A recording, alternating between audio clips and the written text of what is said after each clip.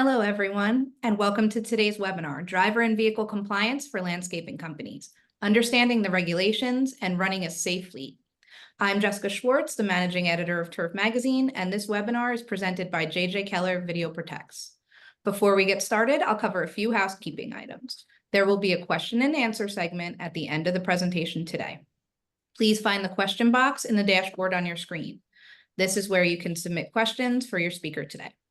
If at any time you experience a technical difficulty, please send us a message via that question section and someone on our team will answer you privately. Finally, if you're interested in viewing the archived recording of today's webinar, a link will be sent out tomorrow afternoon with instructions on how to access the video. Now, without further ado, I'm happy to introduce your speakers for today. Tom Bray is a transportation business advisor at J.J. Keller and Associates. Before joining J.J. Keller, Tom worked in the transportation industry for 23 years. Tom is a member of the Wisconsin Safety Management Council and the Safety Director Development Committee. He's also active in the Wisconsin Motor Carriers Association and Commercial Vehicle Safety Alliance, or CVSA. Bob O'Connell is a strategic account executive with J.J. Keller and Associates. Since 1989, Bob has been helping companies with their transportation and safety and compliance needs. Bob specializes in connecting with his transportation, EH&S, and HR clients to identify risk exposure within their organizations and helps to identify solutions that meet their compliance needs. Tom and Bob, thank you for joining us today.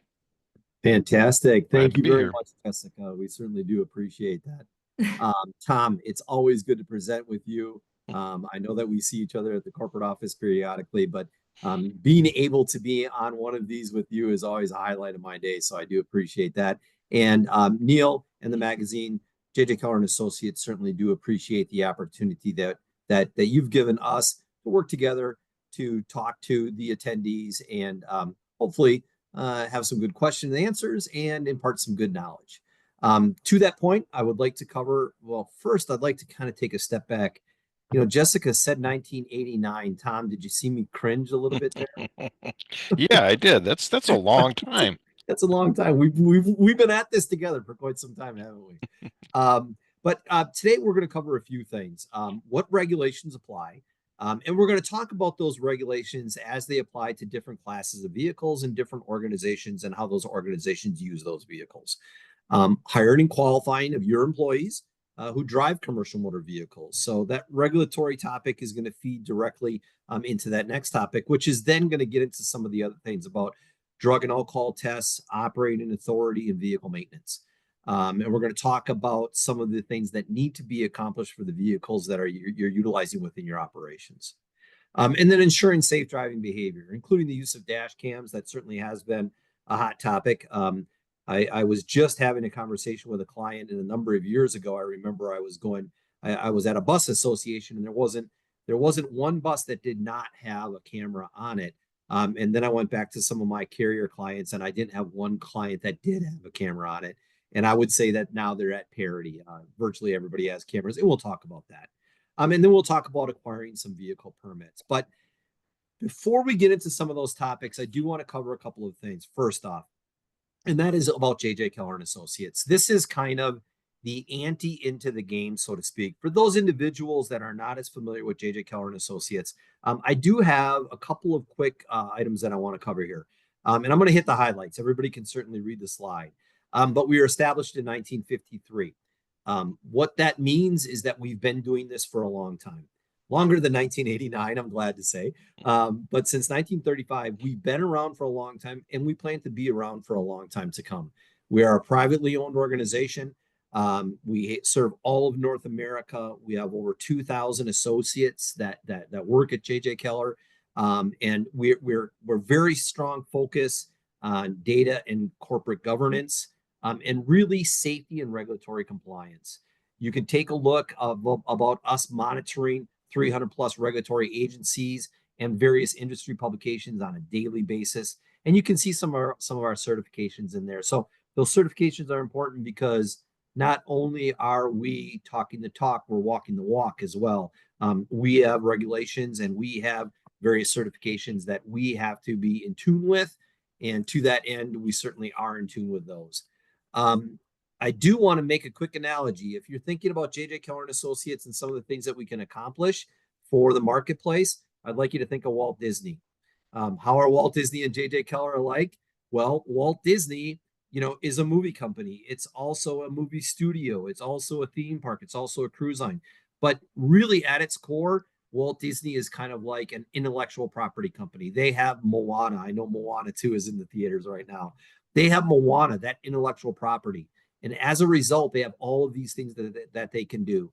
When you take a look at this slide and you see the daily monitoring of 300 plus regulatory agencies and sources, that's the intellectual property that J.J. Keller is feeding off of all the time.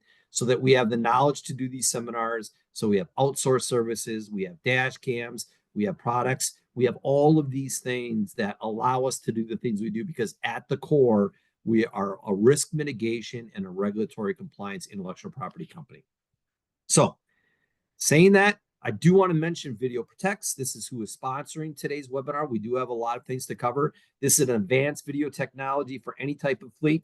I'll give everybody an opportunity later on to learn more about Video Protects, but I do want to put that up here, and so it's available in the recording. This is an AI-driven video camera system that has a fantastic back office that will assist in the safety and compliance for any type of fleet. So I'm going to do a little poll here, and this is kind of a way for Tom and I to level set as to who we're dealing with, who's in the audience right now.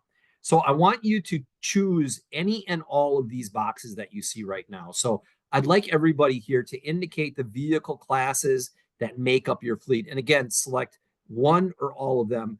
The light duty vehicles, I'm talking about, the F-150s, the 1500s, kind of like your pickup trucks or small vans. Medium duties, these may be, an F-350 and F-450 type of thing, 3500, 4500. Heavy duty vehicles, these may be combination vehicles, what we normally might see as a Class 8 truck or a tractor trailer. Or even a smaller, or excuse me, even a larger box truck. So please answer that poll. It will really help us fine tune some of the information Tom and I are going to talk about today. And while everybody's doing that, Tom, one of the things that I get from my clients a lot is that, something, we're not a transportation company. We use some of these vehicles that you're talking about here, but we only use them periodically. If we only use them periodically, do we have to worry about any of this stuff? Yeah, and that's one of the things we're going to talk about in a little bit, Bob, is, it doesn't make a difference what you use the vehicle for. If it qualifies as a commercial vehicle, you're subject to the regulations. You have to be doing these things we're talking about. So that's one of the key confusion points that some people have, is like, we're not a trucking company. Nobody said you were. But you're using vehicles that qualify as commercial vehicles, so therefore you're subject. And speaking of that, Got it. we got our poll answer up there, a poll. Yeah. Does this surprise you, Tom? No, it doesn't, because of the industry we're working with here, the turf industry. Right. A lot of light duty trucks. That's the regular job trucks that run out and take care of the little business that needs done. Then you Mm-hmm. got, the next most common is gonna be your medium duty trucks, your crew trucks, your trucks that do odd jobs out on the scenes. And then you got your heavy duty trucks that haul materials and equipment Mm-hmm. around for you. So it's kind of the ratio that I would expect to see in an industry like this. The other, Fantastic. as I say, the other category, we had some people throw some things into the Q&A, cranes and boom trucks, and Mm-hmm. different trailers and things. So yeah, so there's quite a range in use in this industry. Yeah. And I really appreciate everybody participating in this poll. We're going to be talking about a lot of these things that you just saw up on the screen. So why don't we get into some of the regulations? And this is really, everything's going to kind of feed off of this particular section. So, what regulations apply? After seeing that last poll result and understanding the industry that we're presenting to today, a lot of the organizations that I counsel say to me, I'm not a transportation company. I'm not a trucking company. This is what we do. We have an F-150 hooked up to a double axle trailer, an F-250 hooked up to a double axle trailer. We're not a transportation company. I don't have commercial drivers. Okay. We're not doing this for hire. This is just for us. So knowing that, there are some particular things that Tom would kind of like to talk about when we get to those regulations. So Tom, I'm going to turn it over to you real quick because I think the definitions are where everything starts. Yeah, and that's the key thing. We already touched on this a little bit. Um, you need to be aware that the definition of a combination, a commercial motor vehicle, is what decides if you are covered by these regulations. So if you're using any vehicle in on the highway, in other words, on the roadways, on the public roadways, in interstate commerce, you're covered by these safety regulations. So let's get into some of the things they're talking about here. With the definition of a commercial motor vehicle, basically it's anything you use in commerce to conduct business that weighs 10,001 pounds or more, that's placarded for hazardous materials, or seats more than 16. So that's your basic definition. There's some other ones that tuck in there. You know, there's another passenger carrier definition that if you have more than 8 and you're having people pay you for the rides, that kicks in as well. So the bottom line here, and what you need to remember, is once a vehicle meets this definition, highway, interstate commerce, 10,001 or more, any placarded, it's a commercial motor vehicle, and now the regulations apply. It's just whether the vehicle meets that definition or not is what's going to make the decision for you. And if it is, the regulations apply. So Tom, if I can just make a point of clarification here. So when you say a weight of 10,001 or more pounds, why don't you talk about that? Is that a gross vehicle weight? What weight is that exactly? Oh, that's a great question because it goes by any. So if Okay. it's the if it's the gross vehicle weight rating, the GWVR, GVWR, is 10,001 or more. If the actual weight is 10,001 pounds or more, if you hook a trailer up and the combination of the vehicle weight ratings or the actual weights goes over 10,000 pounds. So if any way, shape, or form that vehicle goes over 10,000 pounds, you're using it in commerce on the public roads, you now have a commercial vehicle. You're now subject to the regulations. Okay, so we could have a on the inside driver door, you could have a gross vehicle weight sticker on that pickup truck. Let's say that says 6,000 pounds, and on the trailer, there's going to be a very similar plate that's going to say 4,000, 4,100 pounds. You're over 10,000 pounds. That in combination is a commercial motor vehicle. You went over the top. Now you're over Got it. 10,000 with the combination. There you are. And Okay. one of the key things to remember is, okay, well, I have this pickup truck that's it's rated at 12,000 pounds, Mhm. but we never load it that heavy. He just drives it around empty it does not make any difference. As you mentioned, the door tag, hey, it says 12,000 pounds. You're Okay. there. You're a commercial vehicle. Okay. Thank you. All right. And along with that, we've been talking about the regulations. What regulations are we talking about? Well, they're found in parts 350 to 399. They're called the Federal Motor Carrier Safety Regulations. And there's regulations in there that cover the company, so the carrier, as they're called. And that's the one thing to remember about this. When you hear the term carrier, what they're talking about is your company. That's a motor carrier. That means any entity that uses commercial vehicles. You're a carrier. You may be a turf installation company. You may be whatever you are, but you're a carrier as far as they're concerned. You have employees that drive those commercial vehicles around. Well, in the eyes of the DOT, they're called drivers. And the regulations in 390, the driver qualifications requirements, licensing for CDL drivers in 383, hours of service 395, all of those regulations apply to your drivers. They also have regulations that apply to your vehicles. 393 and 396 are the two parts that apply to your vehicles. Those are the ones that tell you what has to be on that vehicle, what condition it has to be in, and how often you have to inspect it and take care of it. And the other thing that's in the regulations, by the way, and here again, it doesn't make a difference what kind of carrier you are. If you are a carrier, you have to know the safety regulations, you have to comply with them, and you have to make sure that your people do as well. So the drivers, your employees that drive, I always like when we're talking to people like this, Bob, I always like to say, you may not have drivers, but you have people that drive your commercial vehicles for There you. you go. That's a good point. Your people that drive your commercial vehicles for you, they have to be trained. They have to know the regulations. They have to understand the rules and follow them. So complying is a big deal. When they get out there on the road, they've got to be doing what they're supposed to be doing. And here again, I mentioned already, that the 396 part, you have to be maintaining those vehicles. There's actually specific rules about taking care of those commercial vehicles when they're operating on the roadway. Okay. You know, and again, I like the way that you made that distinction, Tom. You know, you have employees that drive, and these are going to be commercial motor vehicles.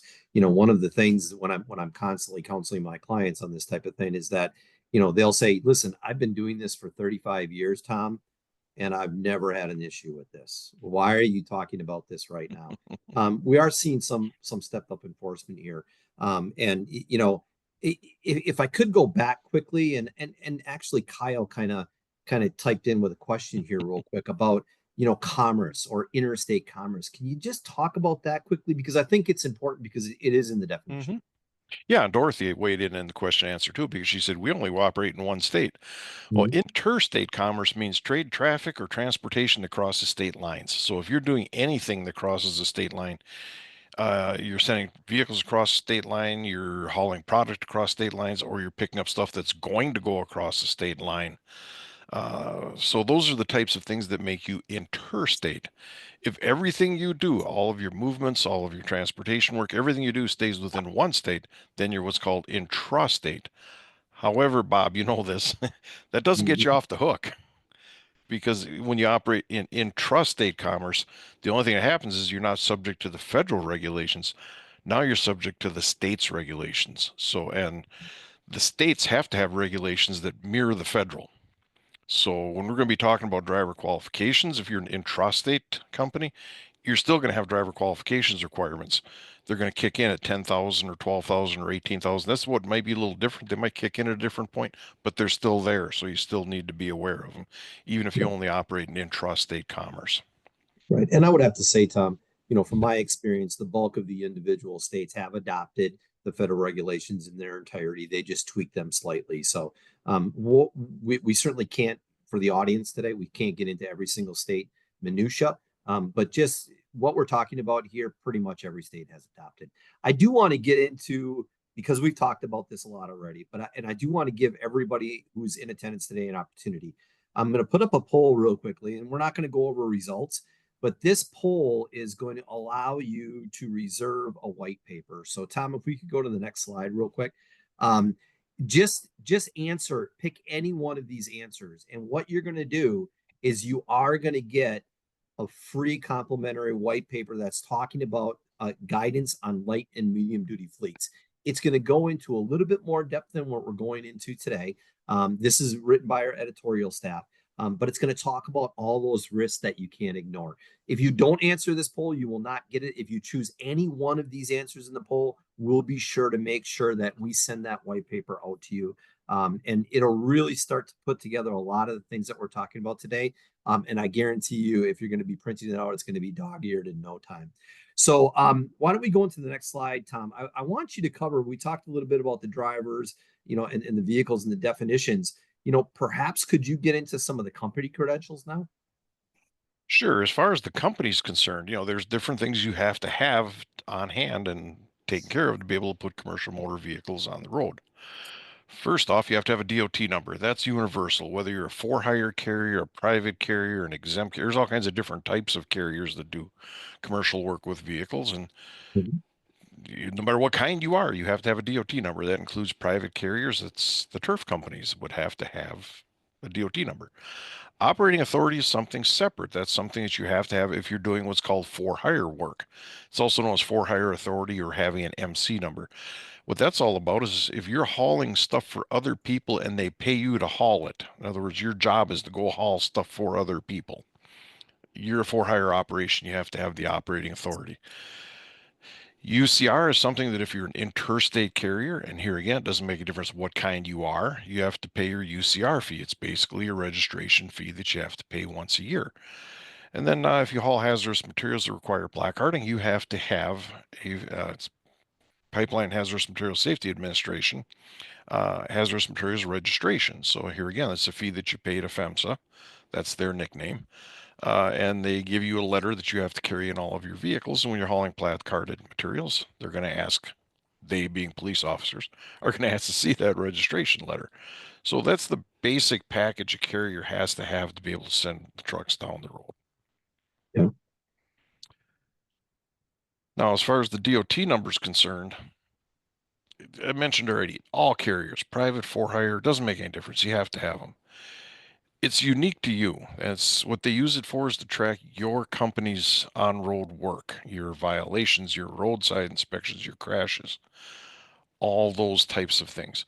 To get a DOT number, if you don't have one, you have to use what's called URS, which is an online wizard. You go to fmcsa.dot.gov, get to the new entrant page, go in there, get your DOT number. Once the requirements are met, your DOT number actually goes active because there's some things you need to get filed with the DOT, and then they turn it on for you. Big thing to remember when you get no DOT number, you're going to be audited. 6 to 18 months later, they're going to come knock on your door, say, hi, we're here to do an audit to make sure you're doing the right things. And then with that DOT number, every 2 years, you need to go in and update it. Give them new driver count numbers, vehicle count numbers. Just basically let them know how you're doing as far as your populations for your driver's vehicles and your mileage over the last 12 months that you turned. And then one of the other things about this, we're talking about intra versus inter, Bob. A lot of intrastate carriers have to use a DOT number. So that's a big thing, that the 36 of the states plus Puerto Rico require that you have a DOT number to operate, even if you're an intrastate carrier. Right. I want to talk briefly about the DOT number. The prior slide as well, Tom was talking about a lot of UCR fees and these fees and FMCSA and things like that. Certainly states are collecting fees for this, and it really boils down to making sure that the individuals who are on the road in these capacities are operating safely. That DOT number, again, Tom has it in here as that unique identifier to track your safety history. This is something that the DOT can see how you're performing on the road. What are you getting into accidents? Are your drivers being cited for for some safety type of thing? Are your vehicles being put out of service because they're not safe to be on the road?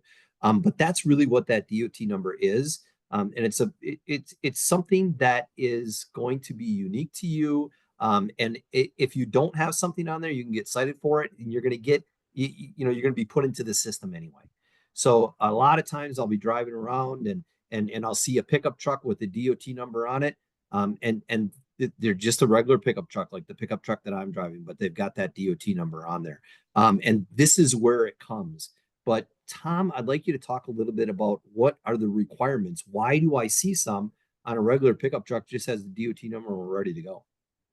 Yeah, and that's called the vehicle marking requirements, Bob. And what you have to have on the side of your truck, if it's a commercial vehicle, so if it's operating as a commercial vehicle, So if it meets those definitions that we talked about. bingo, meets those definitions.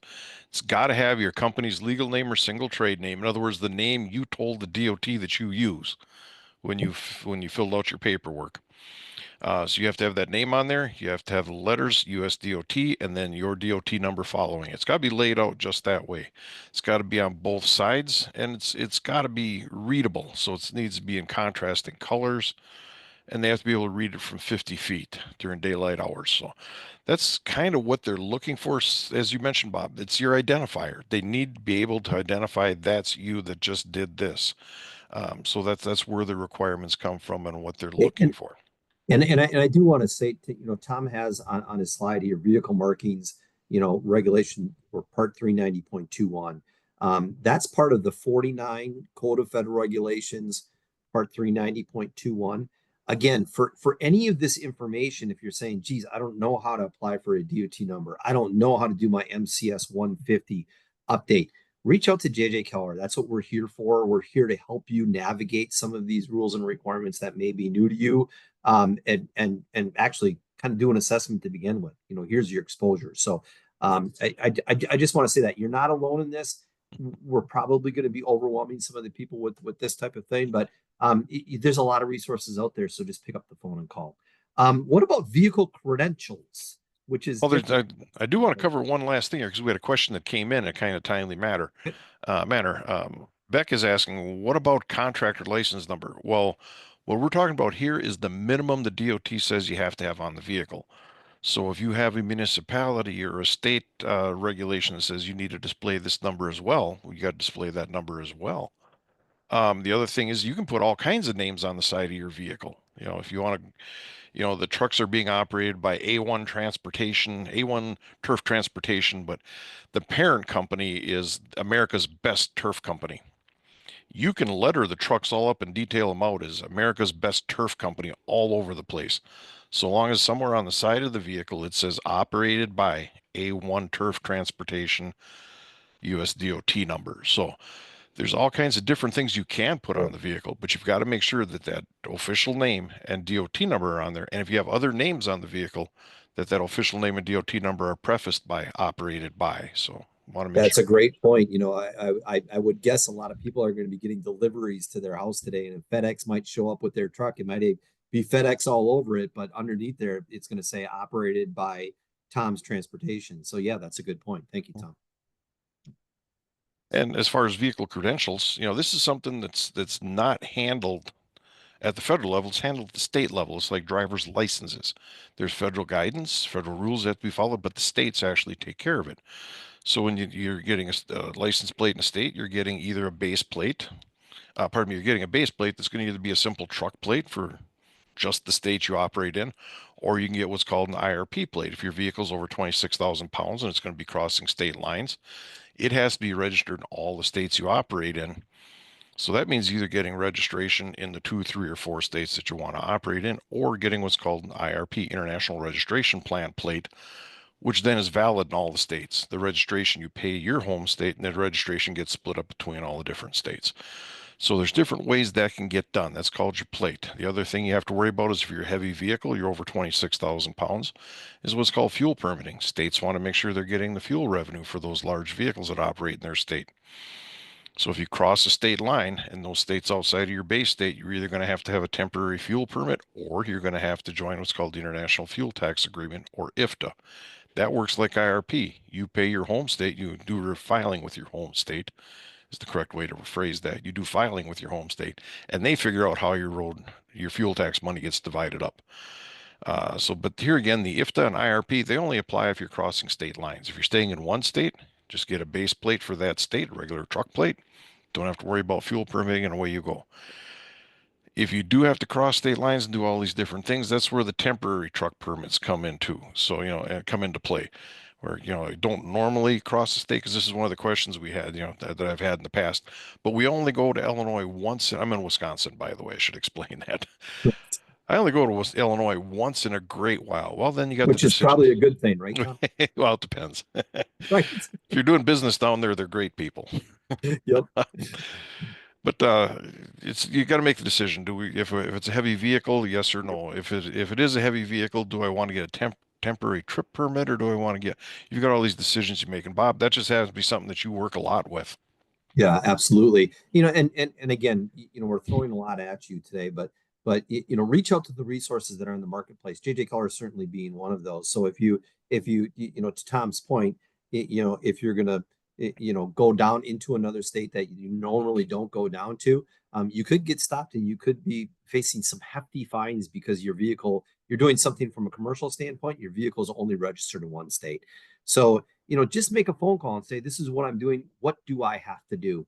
And we can give you those answers, and we can help you get some of those temporary permits.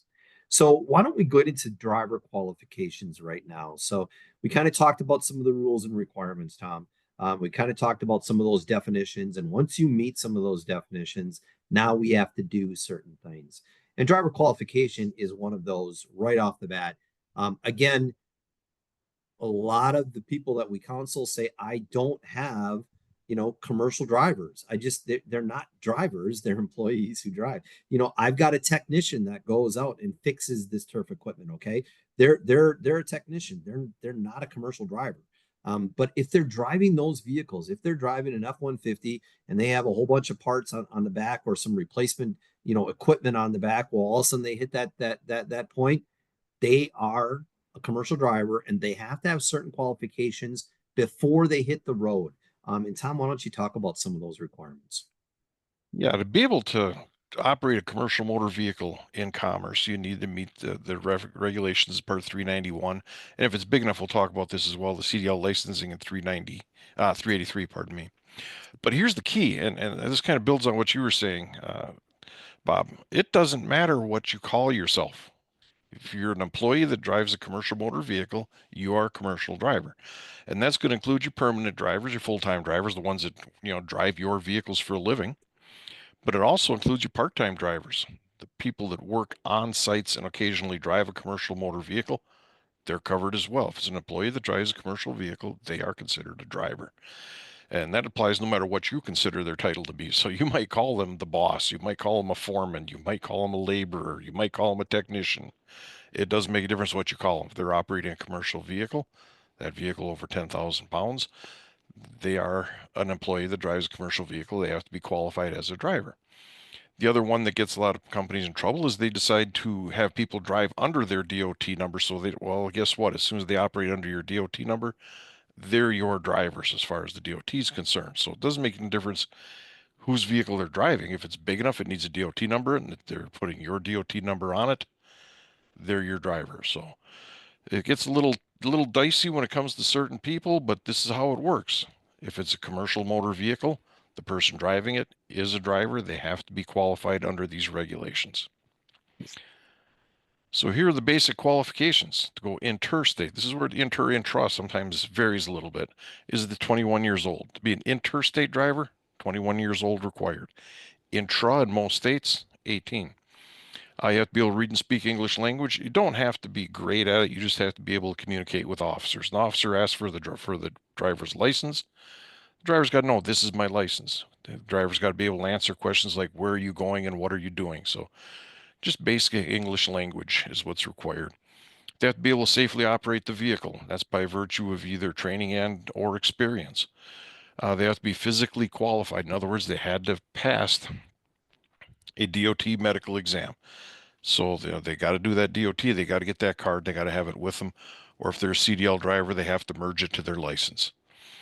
They have to have a current operator's license of the right type. For a non-CDL license, it's got to be whatever that state requires. I'm from Wisconsin. We require a Class D for anything that doesn't require a CDL to operate, but other states have special licenses. There's a state that has a Class E license for a driver that is operating a vehicle over a certain weight, but under the CDL requirements.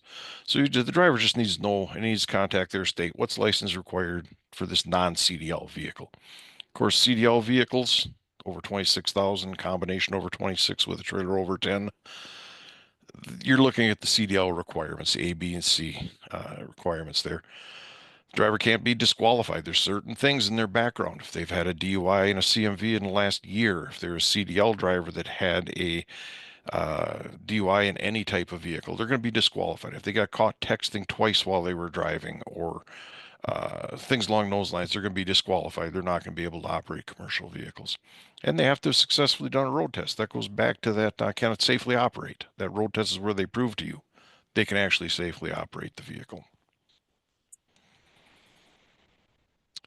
Now, as far as being able to prove this, Bob, and this is a big thing. This is where a lot of companies we work with, seem to have a challenge, is you have to have a driver qualifications file. You, being the company, have to have a driver qualifications file saying that this person is qualified to do this.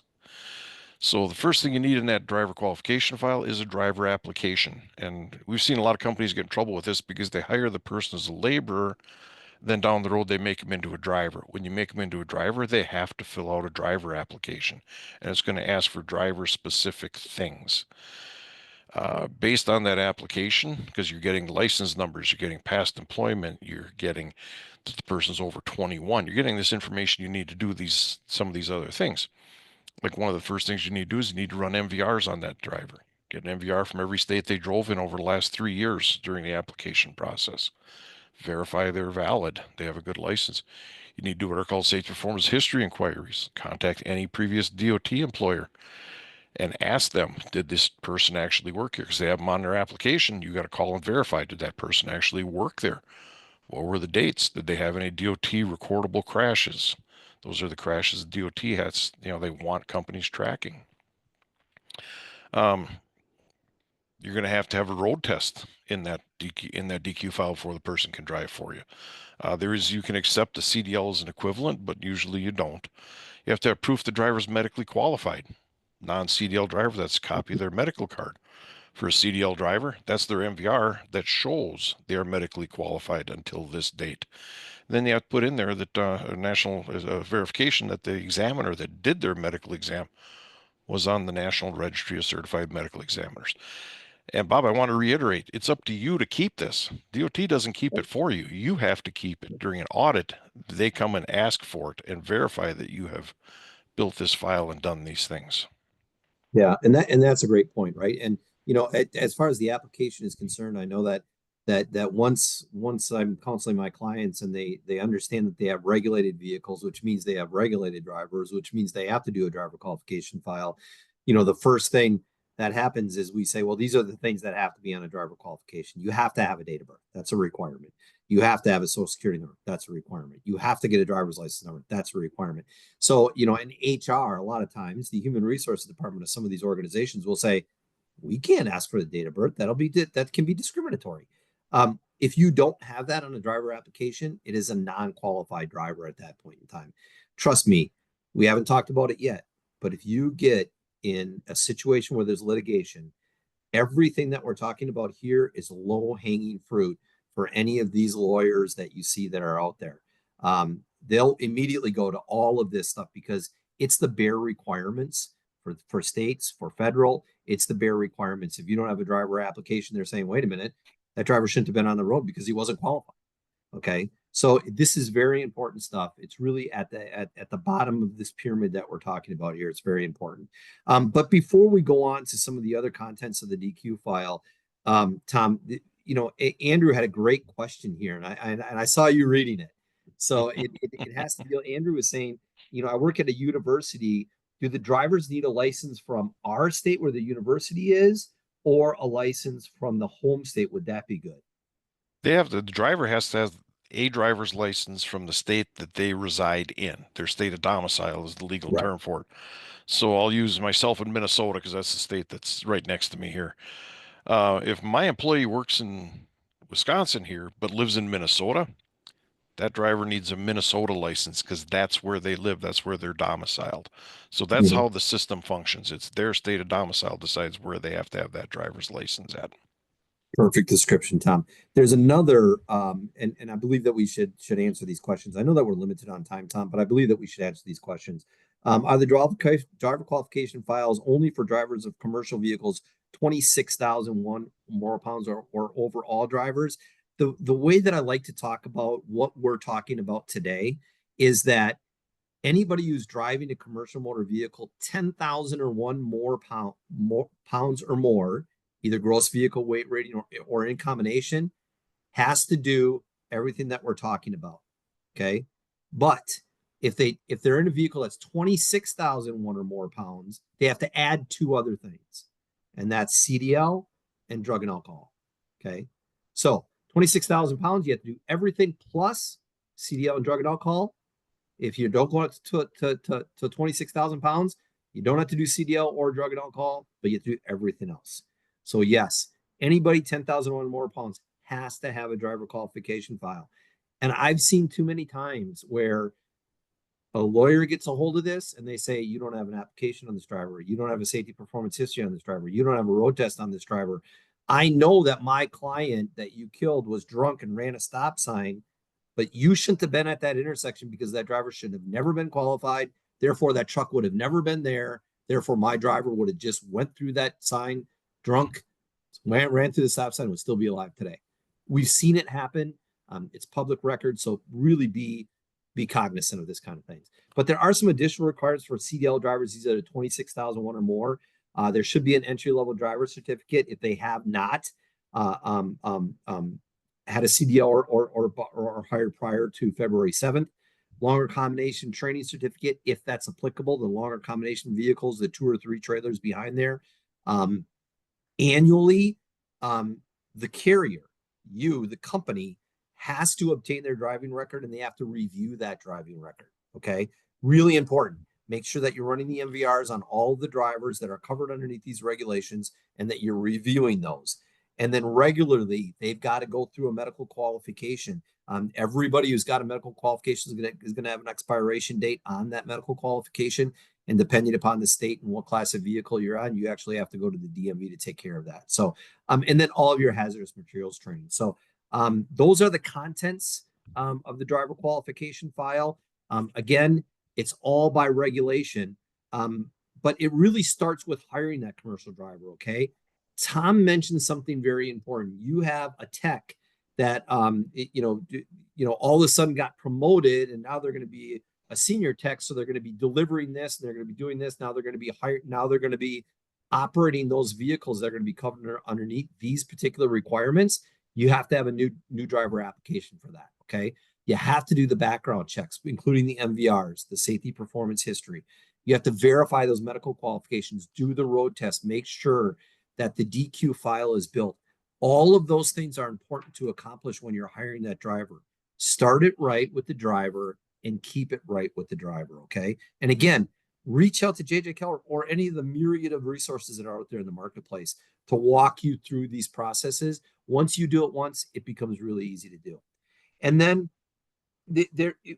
we're not trying to downplay this, and we're not trying to say that, wow, this is really easy and everything should be easy for you and you have to do it. It's going to be fantastic. No, we understand that there are some specific challenges for smaller carriers or mixed fleets, carriers that are not necessarily a commercial venture that delivers product, right? It is time consuming to get these driver qualifications up. It is time consuming to make sure that everybody who's driving for you is legal. And it is time consuming to make sure that they stay legal. Making sure that the safety performance history inquiries are requested. That's a lot of time. If a driver comes to you and he's going to be driving a commercial motor vehicle, he or she is going to be driving a commercial motor vehicle, and they have within the past, number of years. Tom, how many years does 3 years? 3 years is the magic number. Yep.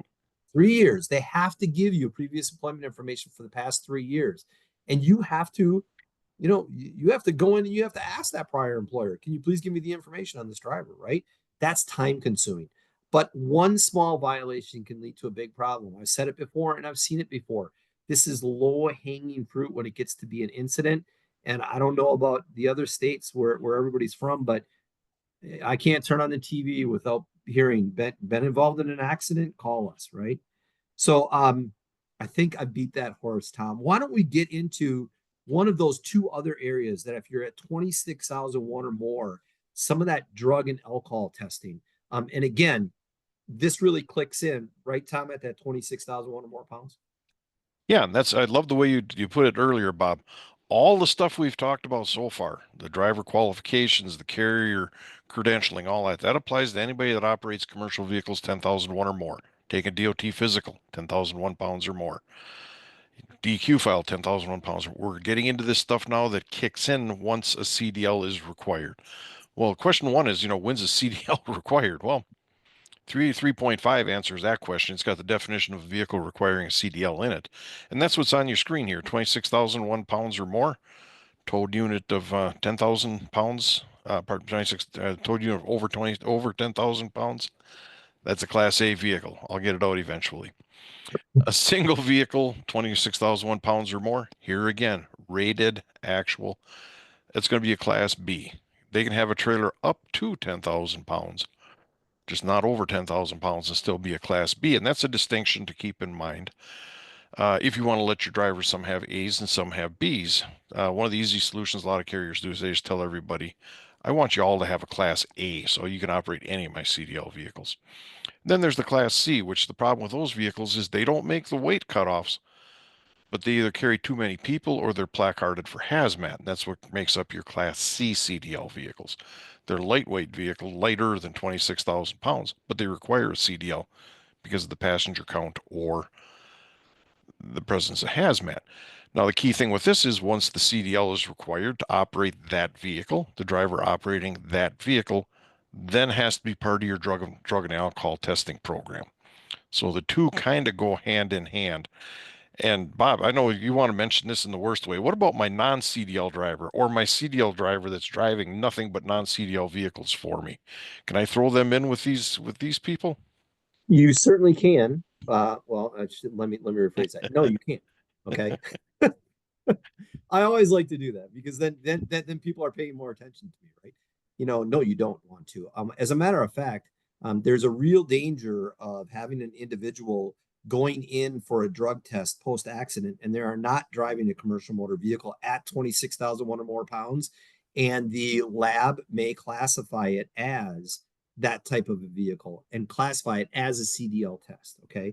That not doing the test or doing the wrong test is primarily the same type of violation. Okay. So you have to make sure that, that all of those individuals that are in the pool are in the right pool and that they're taking care of that particular pool and you're monitoring that pool for the right kind of individuals that are in there.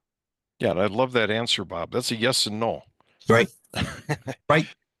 For your CDL drivers that operate CDL required vehicles for you, they have to be part of your DOT drug and alcohol testing program. So, they have the DOT policy in their hands. They're taking the tests that are required. Your non-CDL drivers or your drivers that have a CDL but don't operate CDL vehicles for you, if you want to drug test them, that's workplace drug testing. Don't mix them in with your DOT drivers. Two Right. separate groups. Mm-hmm. Here's your tests that are required, by the way. That's pretty straightforward. Pre-employment, before the driver operates a vehicle requiring CDL for you, they have to pass that one.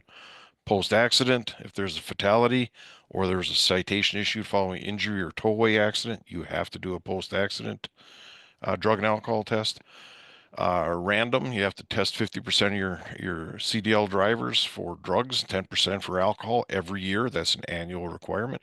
A lot of companies scrambling this time of year to make their numbers. So reasonable suspicion, you have trained supervisors. Supervisors have done an hour of training on spotting signs of alcohol, drug use, alcohol misuse, and drug use. And then you have return duty and follow-up, and that has to do with drivers that have failed the drug test or refused the drug test or been caught up in an actual knowledge situation that want to return to driving. So there's specific testing that they have to go through in addition to the other tests that they normally would have to go through.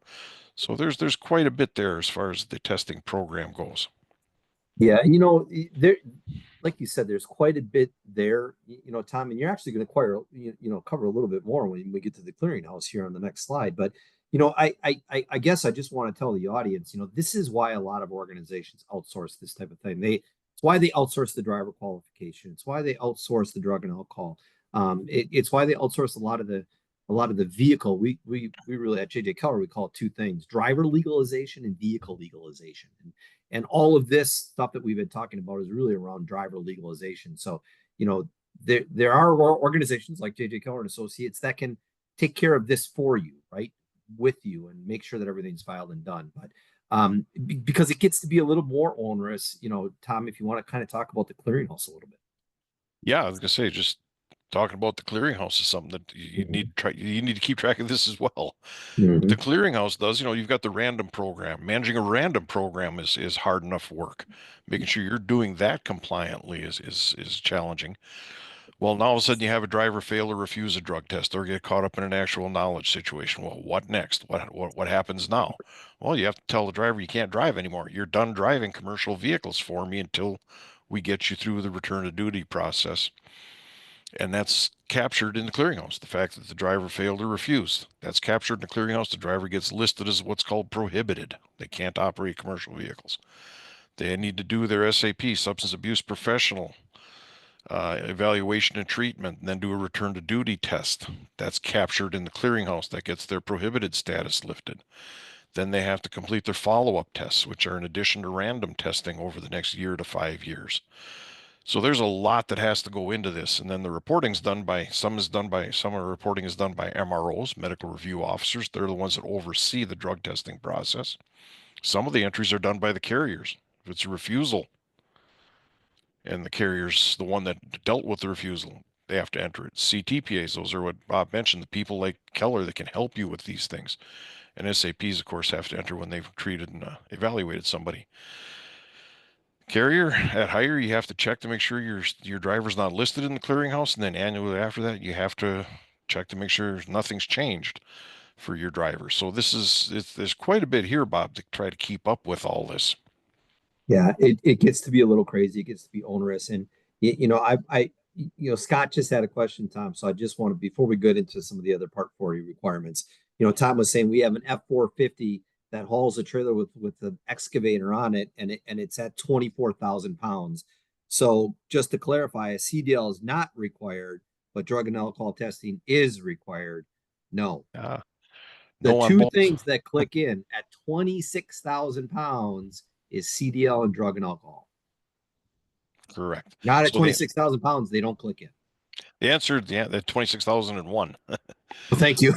Right? Yeah. That's 16 ounces. Don't stop at McDonald's ahead of time, right? But yeah, to answer Scott's question directly, so long as the truck is, I'm just going to pick numbers out. The truck is 12,000 pounds, the trailer is 12,000 pounds, rated or actual, whatever. It comes out 24,000 for the combination. You're good. Combination's under 26, No drug and alcohol, no CDL, but everything else. but everything else we've talked about, correct? Okay. So Tom, Tom, if you could just cover, part 40 real quick for us. Yeah, this is one of those things that you need to be aware of. These are the regulations that apply to the MROs, the alcohol testing procedures, the drug testing procedures, how to deal with problems. These are the things that the collection site, your MRO, all these other people that you're working with are dealing with. And it's one of these areas where if you hire this is where suddenly it looks really good to hire somebody to manage a whole bunch of this stuff for you. Right. Because if you don't have somebody managing it, you're going out and making sure all your MROs know what they're doing, that all of your collection sites know what they're doing, that the problems are being dealt with accordingly. So yeah, there's just a lot in that body of regulations, and this is probably one of the biggest reasons people decide to outsource this. Yeah. And, I just want to, kind of reiterate the point one more time here. If you're hiring a driver to operate a CDL required vehicle, remember, at a CDL vehicle, 26,001 or more pounds, they have to have a CDL and have to do drug and alcohol. You have to verify that negative drug test. You have to, you have to make sure that the drug and alcohol clearinghouse query is done. And there's no exceptions to this. None. You have to do it. Okay. So just be cognizant of that. Again, all of these things can be overwhelming.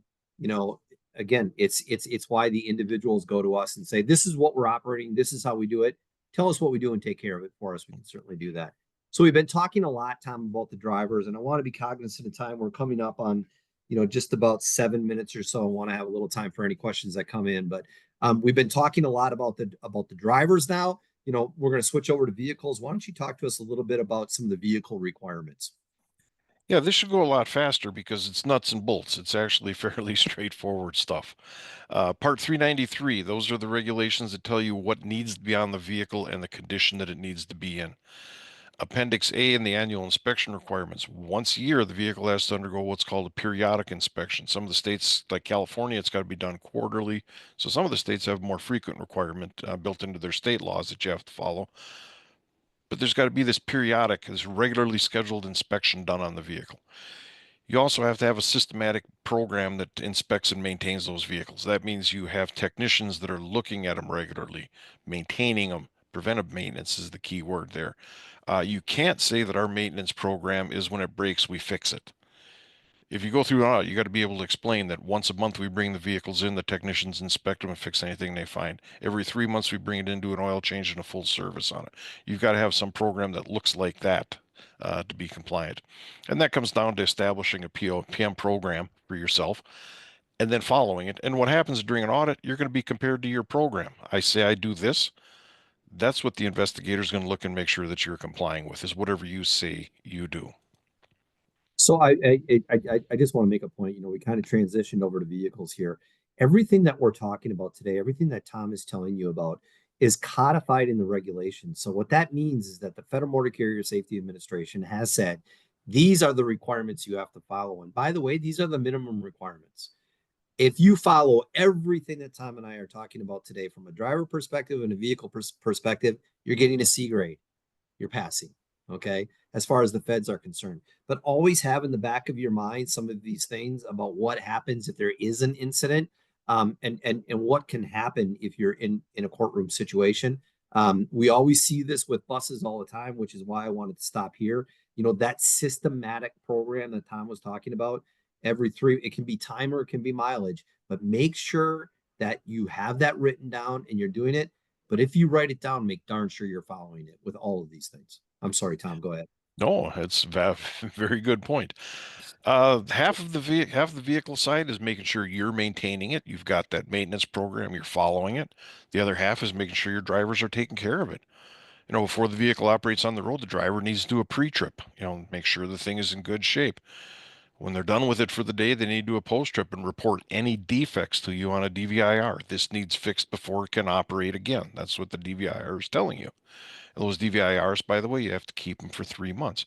Driver doesn't have to submit a DVIR unless there's a defect, unless you want the driver submitting one every day, which a lot of companies do. They want to know the condition of the vehicle at the end of the day, so they tell their drivers always turn in a DVIR, whether there's a defect or not.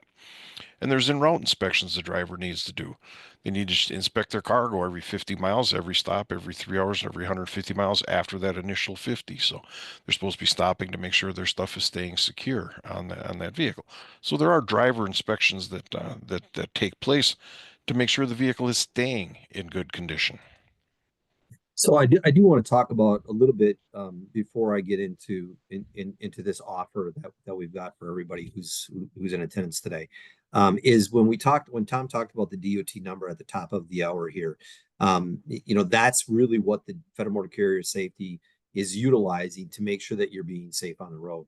So any of these driver violations, if a driver is caught for speeding in a commercial motor vehicle, that's going to go onto that DOT number. If a vehicle is placed out of service because the headlights don't work, or because some of the taillights don't work, or because something is wrong with that vehicle and there's a citation that's issued for that goes on the DOT number. And then you are given a score by the Federal Motor Carrier Safety Administration that can cause you issues down the road if that score gets high in your peer group. So they're comparing you to like companies. So just consider that. We did talk about cameras at the beginning. This is sponsored by J.J. Keller and Associates Video Protects. As it's stated here, it's a road and the driver facing camera, and it uses an AI back office. So in other words, you're not watching the driver all the time. You're only taking a look at events that are triggered by some unsafe behavior, either by the vehicle or by the driver. So we're offering anybody who's in attendance today a free 60-day trial. What this means is that you will be given a camera, you will be given some integration assistance to make sure that you put it in there and that you can get set up within the back office website, and that you can take a look at what's happening on the road with some of your vehicles and some of your drivers. We'll talk about how to set up policies and procedures. We'll talk about getting driver buy-in with you. Again, it's no cost to you at all. It's just a free trial. And if you want that free trial, we'll put up a poll right now. And if you answer any one of these questions, again, answer any one of those in the affirmative, we will have somebody call you and talk to you about that free trial and getting you cameras and getting you set up in the system. Again, it's free of charge. Choose any one of those. And if we could just go to the next slide real quick, but keep the poll up. Again, if you choose any one of those, you will also be getting a complimentary white paper. It's a great white paper. Tom and his team do an awesome job on these. I always carry these with me when I'm going into when I'm counseling a client, or when a client calls me and we start going down a certain road. This one is on for light and medium duty fleets, and it really gets down to a lot of the nut and bolts on there. Tom, it looks like we're right at time. Do we have maybe one question we can answer? Yeah, we've got a couple that we can actually get to. Okay. Yeah, Eddie's asking, what about farm vehicle tag? And I'm just going to touch on this quickly because we're not necessarily talking about farm tags today and farm. If the vehicle qualifies as what's called a covered farm vehicle, in other words, it's tagged by the state as a farm vehicle, it's being operated by the farmer for farm-related projects. That's the catch. You can't be using it to haul freight for somebody else or to go out and do construction jobs. It's got to be farm-related. There are a lot of exceptions, that you can within 150 miles of you're exempt from CDL licensing, drug and alcohol testing exemptions. There's an exception having to do with not having to have a medical exam. Hours of service are exempted in certain circumstances. So there are quite a bit if you're farm. So that's something I'd follow up with myself or Bob or somebody on to get the full details on it, by the way. Yeah, absolutely. And those are one of those things that is certainly going to be state specific. And there's even some local municipalities that can kind of get into that. So absolutely reach out to your local DMV or us, and we'd be happy to help you. Andrew, I love your persistence. This is fantastic. Andrew was the one who asked the question about, I work for a university, does the driver have to be licensed in the state? So he wants to clarify. To clarify, an out-of-state student needs to get licensed in the state that I'm in order to drive, or does their permanent address dictate what their state is? They need the license in there. I might be missing something here, but wherever their license, wherever they're domiciled, wherever they live, that's where their license needs to be from. So if their permanent address, Tom, let's say that they're going to Wisconsin, but they're just a student. They're just going to be there. They never change their driver's license. Their permanent address is in Hawaii, right? Then they can keep their Hawaiian license. Yeah, the Hawaiian would be the correct license for them to have. Yeah. If they, on the other hand, if they decide to move to Minnesota from Hawaii, I have no idea why anybody would do that. Right. If they did, they would have to switch their license to Minnesota within 30 days of that becoming their new official residence. So, okay. And Thank Jessica, you, Tom. I think we're to the end of things here. So back to you. Okay. Well, you guys were really great. I'm adding right now because I'm blown away by how wonderful you were. It looks like we're out of time. And if we couldn't address your questions today, the J.J. Keller team will reach out to you privately. Thank you again to Bob and Tom for this informative presentation, and to J.J. Keller Video Protects for sponsoring the webinar. And finally, thank you to our audience for attending and engaging today. A recording from today's session will be made available on our magazine's website, turfmagazine.com, and a link to the archived recording will be sent out tomorrow. Have a great afternoon.